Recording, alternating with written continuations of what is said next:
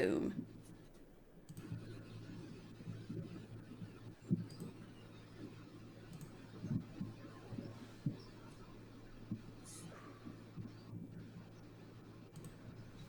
All right. I got this right this week. I'm so proud of myself. Hi, everybody. Happy Thirsty Thursday. This is Wine Antics Live. I'm Jenn Nelson, certified wine lover and knowledgeable about a few things, maybe a little bit more knowledgeable about Michigan wine after tonight. We have a very special guest, Emily Dockery. Dockery. Dockery, like Hickory Dickory Dockery. That's Or how, like daiquiri. That's how I'm going to remember it. that's better. That's better. More appropriate. So she's the executive director of the Michigan Wine Collaborative and Michigan Wine Extraordinaire, as well as the owner of Winemi.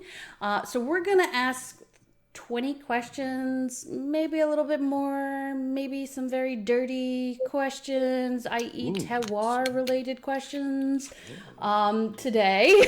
Yes, get a little dirty. And of course we have Stub from Cork Envy.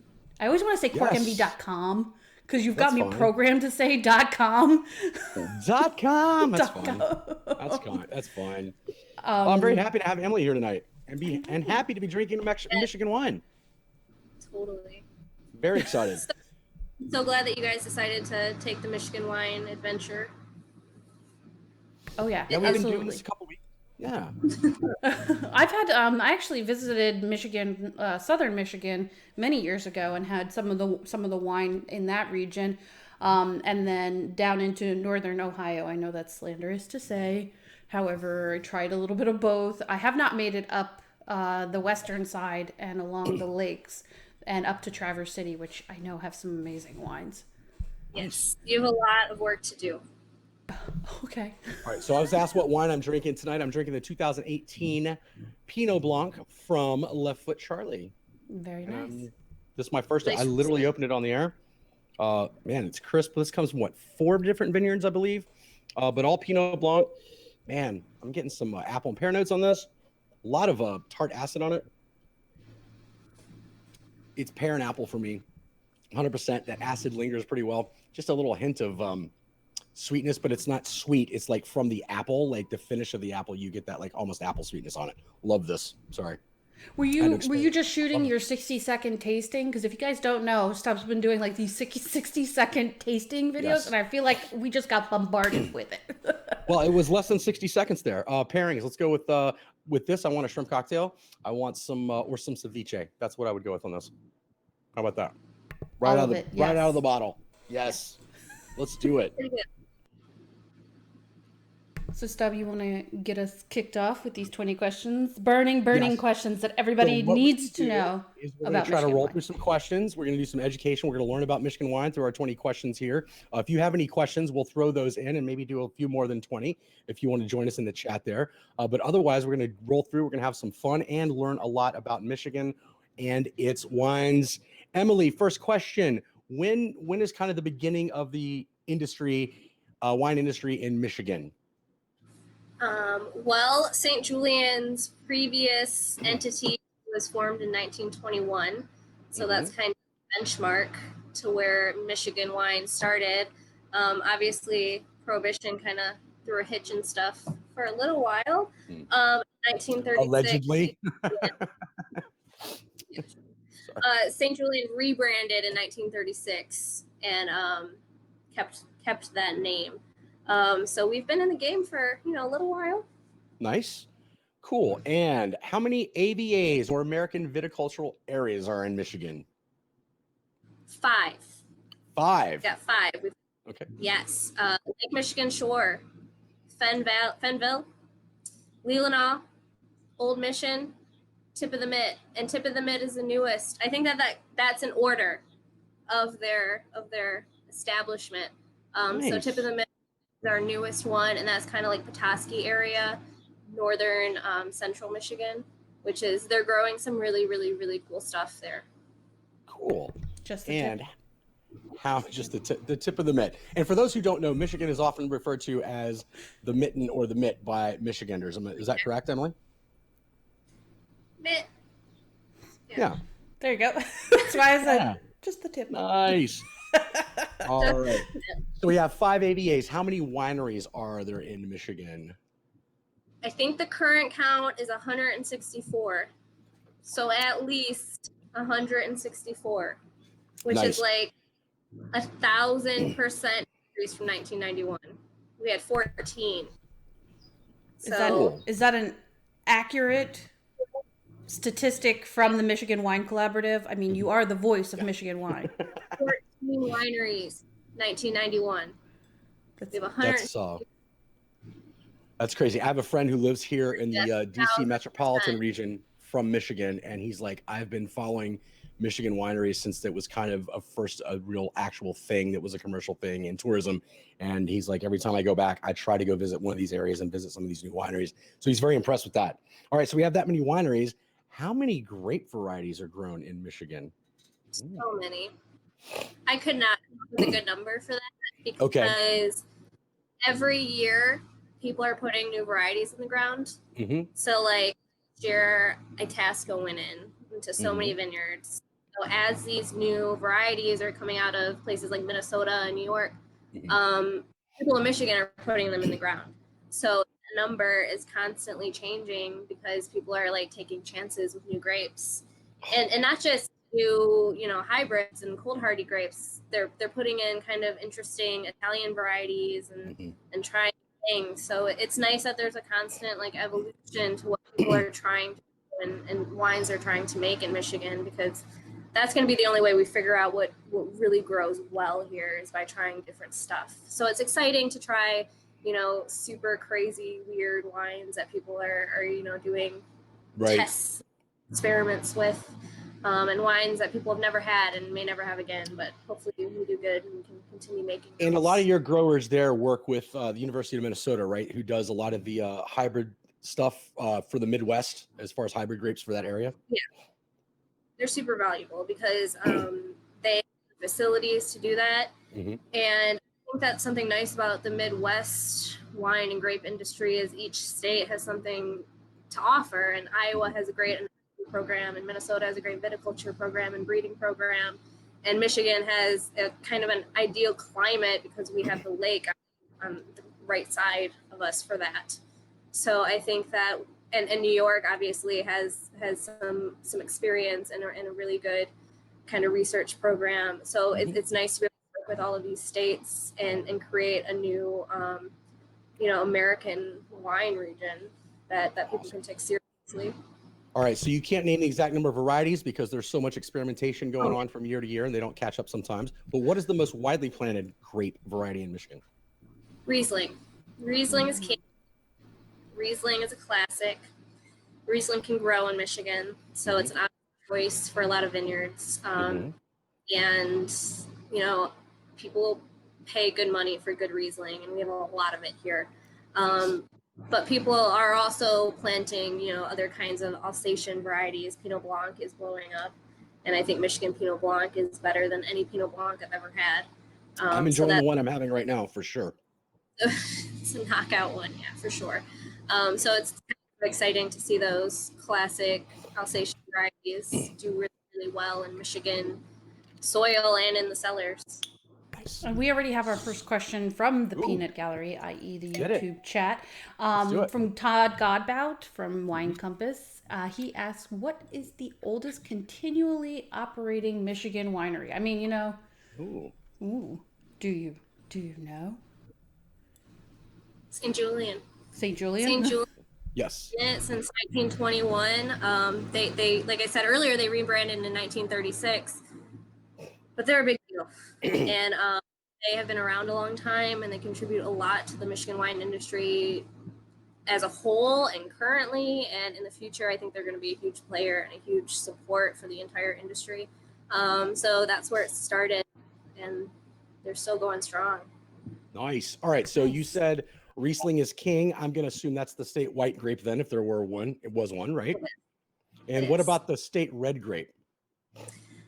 So I thought about this question, and then I that this is a little bit of a point of contention because I think some people would say that Marquette is becoming the red grape of Michigan. It's growing really well and it's making really kind of classic styled wines.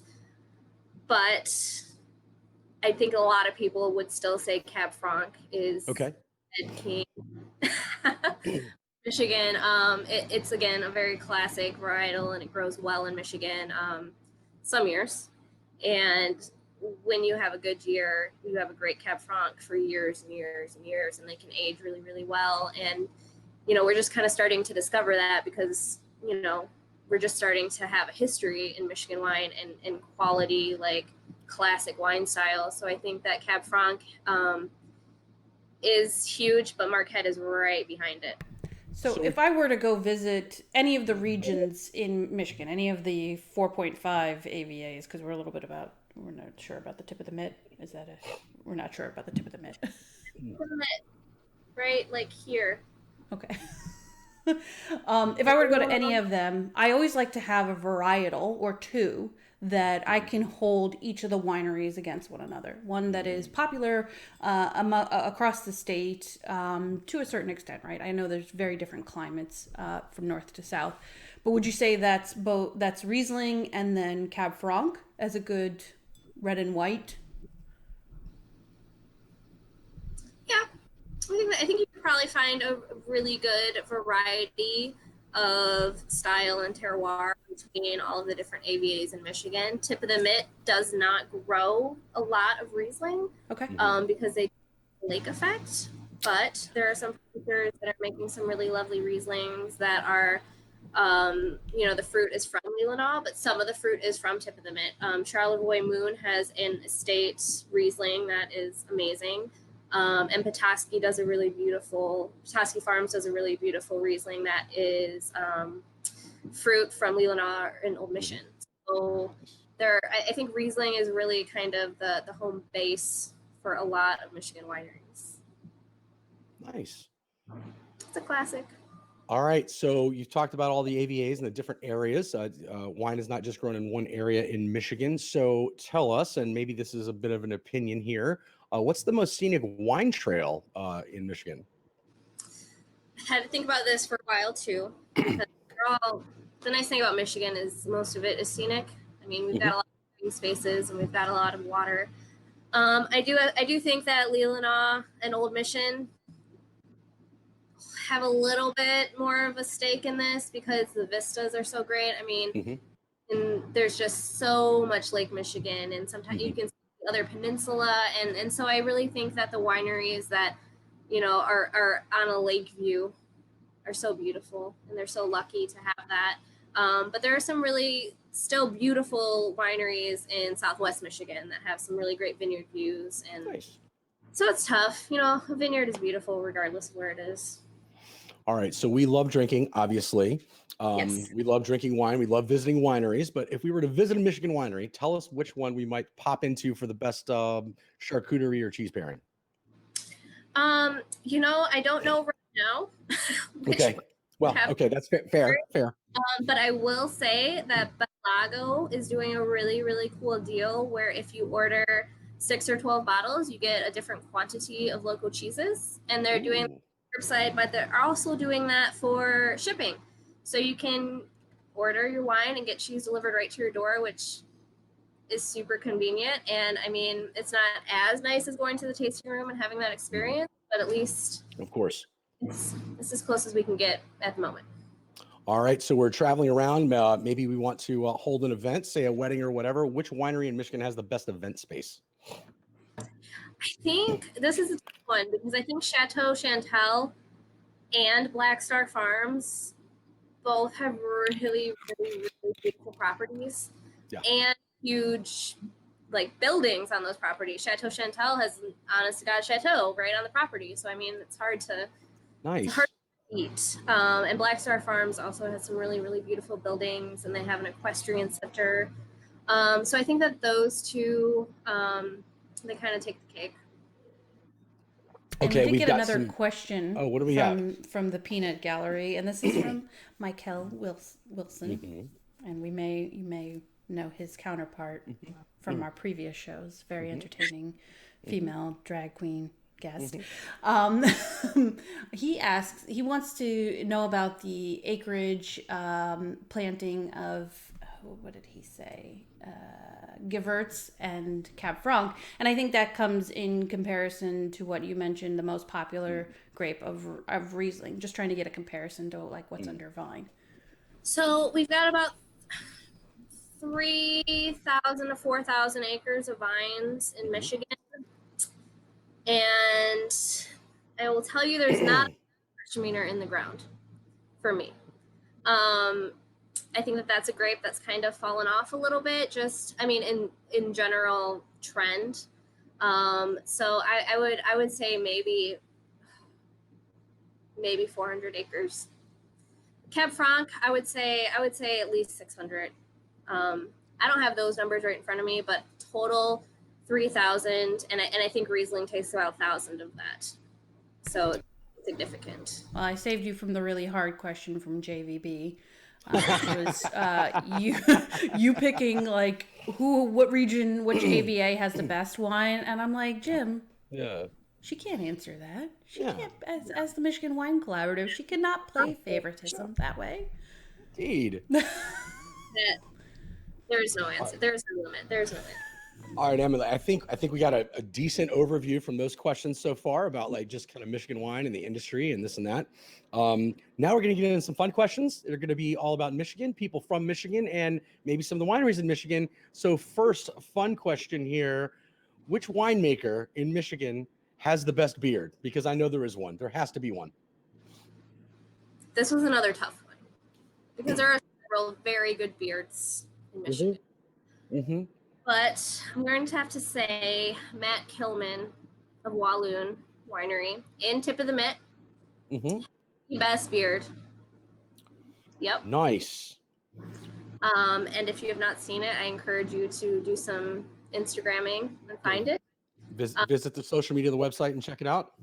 All right. Yeah, well, it should just be at Walloon Lake Winery. Okay. You should be able to find him. He also has a consulting firm, which is super cool. He does cool climate consulting. So he kind of specializes in all those really fun, crazy, cool, cold hardy grapes from Minnesota and Cornell. Nice. He's going to be a big deal. Nice. All right. So there's that. Next question I have. Which Michigan wine would you pair with a Detroit style pizza? I really, really like the 12 corner Riverstone Red with kind of pizza. Okay. What's really nice about that wine is that it's simple and it's easy and it's not overly oaked and it's not super heavy and it just pairs really nicely because of that. It also has a good acidity on the finish. All right. With tomatoes, it just kills it. It's wonderful. Cool. Explain Detroit style pizza if you can, best you can, to people who don't know exactly what that means, if you will. Square. And Where all what? it's a square pizza. Square. Gotcha. I'm sorry. Yes. So it has more crispy crust on the outside. Yeah. I feel like Pizza Hut or Domino's tried that for a little while as well. Yeah, it's not the same. I'm sure they did. Yeah. But, not the same. They are not in Detroit. And so the Detroit style pizza is it's got to be very greasy on the corners. It has to have like it doesn't have to, but I think it has to have like the old style pepperoni. So it like fills with grease. So that is a legit, genuine Detroit style pizza. So grease with pools of grease. Grease with pools of grease, a little thicker crust. Yeah. All right. That's a good one. So I'm now traveling the wine trail, one of the trails around, and looking at Lake Michigan as I'm going from winery to winery, and I'm blasting the music of a native Michiganer. It's Bob Seger. Which wine am I going to play with his greatest hits if I keep my Bluetooth in while I sit on the patio and enjoy a glass of Michigan wine somewhere? Wow. So I would say. She says "wow," like such an emphatic word, but she's like, "Well, I'm gonna say just keep it going." I can't think of anything better than Chateau Grand Traverse Ship of Fools because, it is the song. and it makes sense. And it kind of feels like that song. It's like a little, it's a blend of Pinot Blanc and Chardonnay and Riesling, and it's kind of just like cool and chill, and it's a good wine. And I think that I'm not sure, but I feel like Bob Seger may have played a part in the naming of that wine. Oh, really? Is it still the same after all these years? Oh, kill me. It's still the same after all these years. Well, yeah, actually, it's not because they don't make it every year. So, like, Nice. if it's vintage or whatever, then they skip it. Awesome. But we have it now, and it's the same. Cool. This year. Now, sticking with music and another native Michiganer, and we're saying if Madonna herself were an actual Michigan wine, which one would she be? Madonna is a Michigan wine. Her parents own Chichoni in North Michigan, so often they will do a Madonna line or a wine kind of dedicated to her, but not always. But they do have a sparkling wine called Soiree, which I think is very like Madonna. Like it's it's bubbly and it's fun and it's not so serious. And I just love a sparkling wine with blonde, So nice. There are some really good questions coming up in the comments. And Todd, some of them I'll ask, some of them I won't, because I don't really know what these things are, and it could be a current moment. So the first one comes from Todd, and he asked, what's the best wine to go with a Tigers game, if they ever open again? Wow. There's another tough one, a Tigers game. Mobby does a line of wines named after places in Michigan, and they have one called Detroit, and sparkling wine, and it is got a really, really beautiful kind of just tropical fruit palette to it.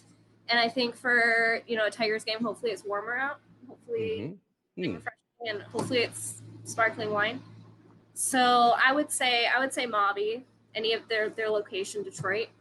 That's what I would want to drink there. Cool. Jen, any other questions before we go on here? Go through a couple more of yours. All right, cool. Here's a fun fact. Both Dax Shepard and Kristen Bell are both from Michigan, and they're married. If they decided to start a winery together, just make up a name they would give it based on, whatever. Frozen. Ooh. Accurate. And they would make ice wine, obviously. They would have to. Yeah. All right. And that's wine slushies. I would actually say it's something they always play jokes on each other. They're really razzing each other hard. They do. Oh yeah.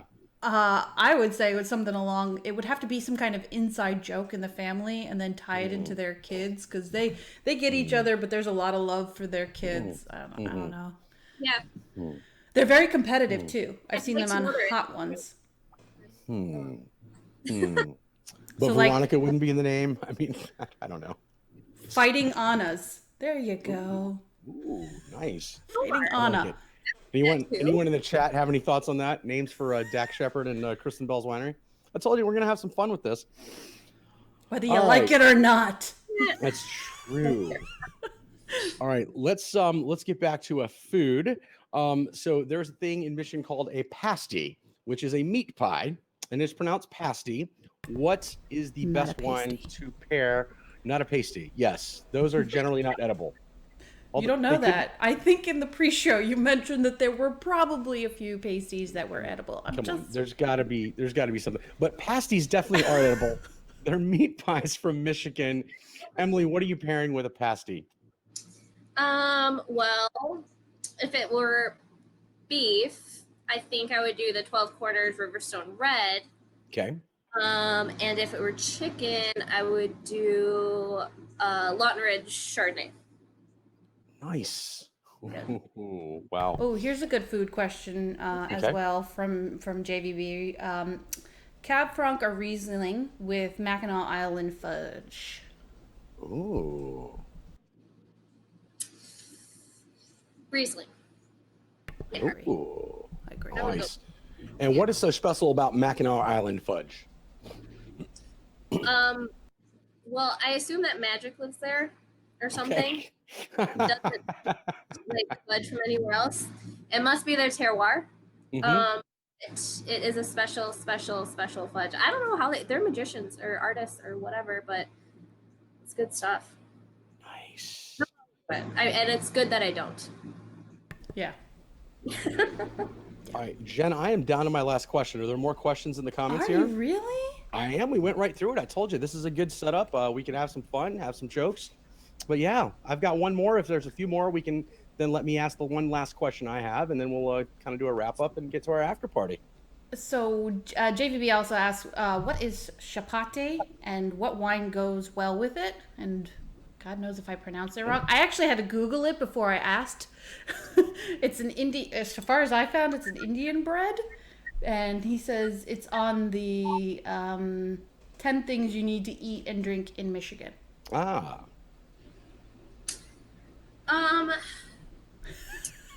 So let's see. I might do like maybe like a semi-sweet Gewürztraminer. Tabor Hill, really nice one. That has like this like really nice like fringe of white pepper on the finish, and I think that sounds really good right now. Yeah, we all may be a little hungry right now. That could be the case. Is that? And apparently living in the red light district. I know. We're getting a very romantic aura coming from you. Indeed.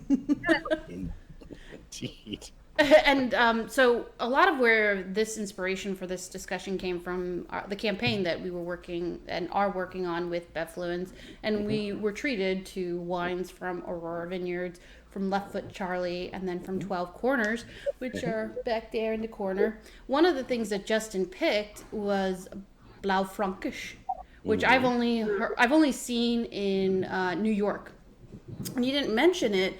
I think it's such an interesting grape varietal. I tried to taste it up in New York to get a good sense of, what grows well. I did that, Riesling and Cab Franc, when I was in upstate New York in the Finger Lakes. And I didn't know how Michiganders feel about Blaufränkisch. It's a fun wine, just to say in general, right? I love Blaufränkisch. Michigan is having trouble letting go of the Limburger name. Which I think will help a lot when we do. But we grow a good amount of it, and people are trying it out a little bit more every year. Left Foot Charlie has a beautiful one that I think is a really great example of Michigan Blaufränkisch. Sometimes we get like really party with Blaufränkisch and make it like super earthy, or they put some funky oak on it or whatever. And I think that Left Foot Charlie does a really, really good expression of it by just letting it be Blaufränkisch. It's just a really clean wine, and you can really taste what the Blaufränkisch fruit tastes like without it being kind of adulterated by anything else. I really, really love that wine. I'm very excited to drink it.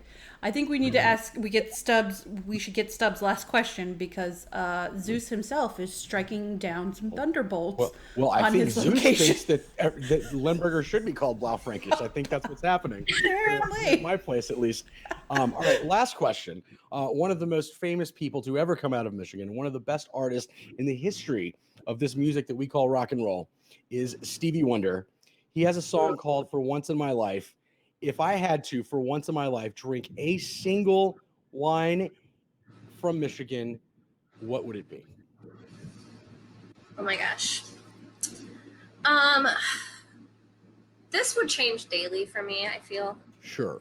Where I am right now in my life, I think that the Aurora Brut Rosé is such a cool wine. Okay. And I think it pairs so nicely with everything. And I think it's fun, and it's pretty, and it's still simple, and light and crisp. And I think just it's a good pairing for what's going on right now.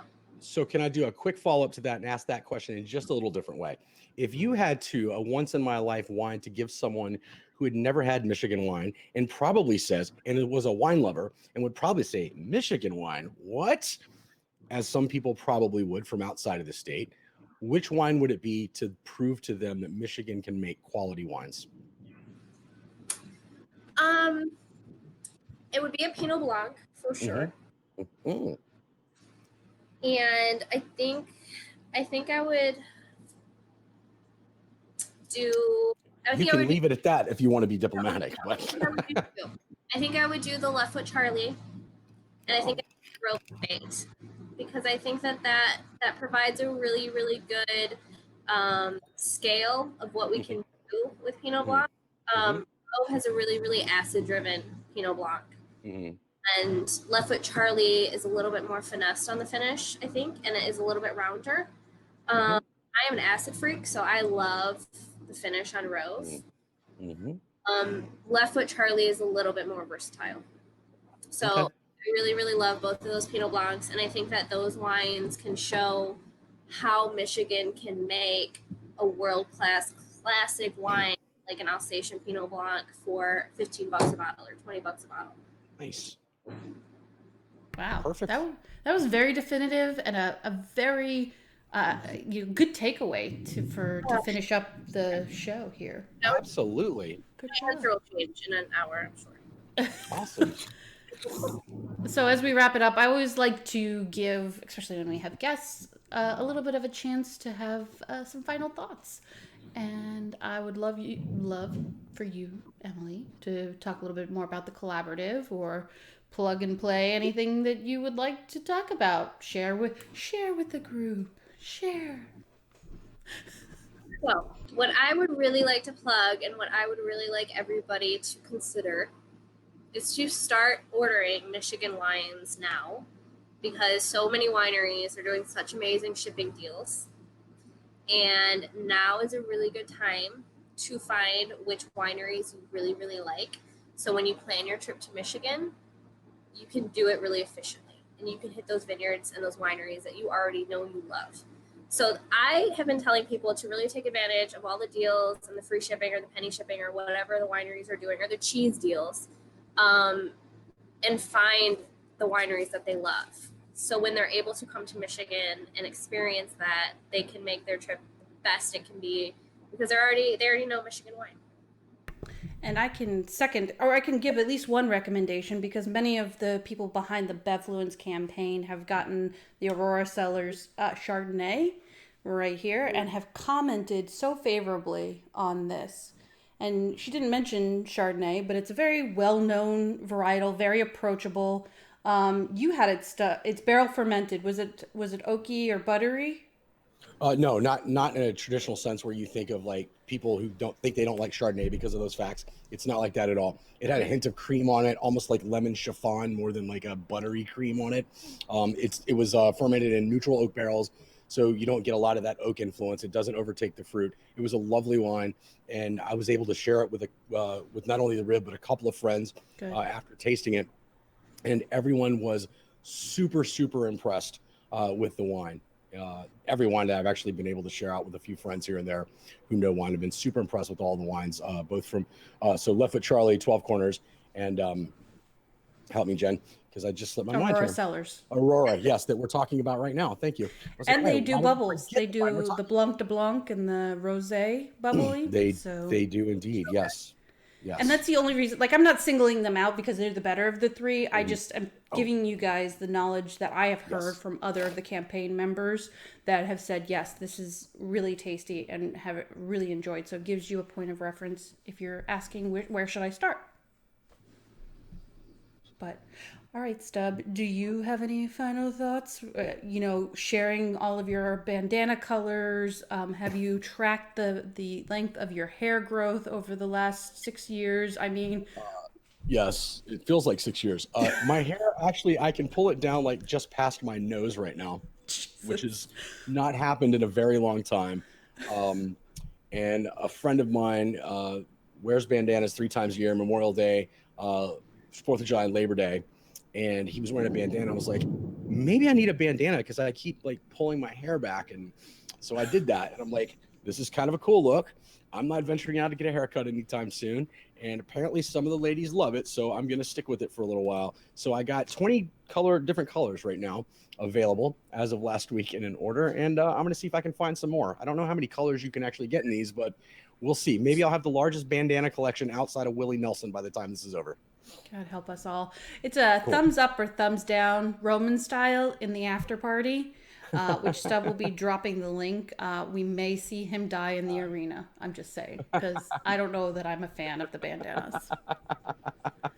All right. I do want to say thank you as you let you wrap it up after this, Jenn, as I'm working on getting the after party links out. Emily, thank you so much for coming on. Thanks for Michigan Wine Collaborative for allowing Jenn and I and Beth Flitz to partner with you guys. It's been awesome, and we look forward to the weeks ahead because this is going to go on for another several weeks, well into the summer, and we're very excited to be partnered with you. So thank you very much, and thank you for coming on Wine Antics. This has been awesome. Thank you guys. This was so fun, and I think we should do it again sometime. Yes. I think that we talked behind the scenes about some characters or some people that you would like to introduce to live streaming and maybe on a future episode of Wine Antics Live. Like Stub said, we will be working with the Michigan Wine Collaborative with Bevfluence going forward into the next couple of months. So I'm very excited to get. I'm saving the Chardonnay for a very special occasion since I've heard such good things. Nice. And I'm really happy that I heard about the Pinot Blanc. And then I can't remember if there are any Rieslings in my batch, but I definitely know I have a Cab Franc from 12 Corners back there. Very, very excited about that as well. Yes. Thank you from the bottom of my heart for joining and letting us force you to have a little bit of fun and taking the questions from both Stub and from the Peanut Gallery that we know and love on YouTube. So happy to have you and teach me a bunch of things. I mean, the tip of the mitt, like, didn't know that was a thing. Now it's a thing for me. I think Stub has probably dropped the after party link. Maybe I have indeed. Emily will join us in the after party because she's already bringing the red light district vibe. I'm just saying. And it gets a little crazy after dark. Michigan. What's that? Keep it funky in Michigan. Okay. Save that. Keep it weird for Portland and Austin. Keep it funky in Michigan. I can't do any better than that. Good night, folks. See you in the after party. Cheers. Cheers. Yes.